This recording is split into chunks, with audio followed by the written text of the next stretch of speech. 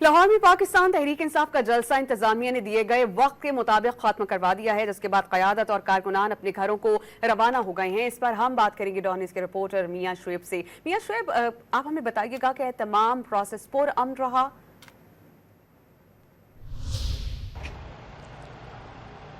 जी बिल्कुल, तहरीक इंसाफ का लाहौर के इलाके काना में जलसा इंतज़ामिया की जानब से दिए गए वक्त के मुताबिक ख़त्म करवा दिया गया था। इंतज़ामिया की जानब से 3 बजे से लेकर 6 बजे तक जो PTI को वक्त दिया गया था कि इसके अंदर आपने जलसा करना है। जैसे ही 6 बजे इंतज़ामिया की जानब से बाकायदा तौर पर जो जनरेटर थे वो बंद करवा दिए गए और पुलिस की जानब से स्टेज पर जो आई और साउंड सिस्टम बंद करवाया गया और तमाम जो क़यादत थी कंटेनर पर उसको नीचे उतार दिया गया और जिसके बाद कारकुन भी वापस अपने घरों को जाना रवाना हो गए। और कुछ ही देर पहले जो आपसे जो खैबर पख्तूनख्वा के वज़ीर आला अली अमीन गंडापुर यहाँ बजरिया रिंग रोड पहुँचे, उनकी जानब से रिंग रोड पर ही जो यहाँ मौजूद कारकुन थे उनका इस्तकबाल किया गया।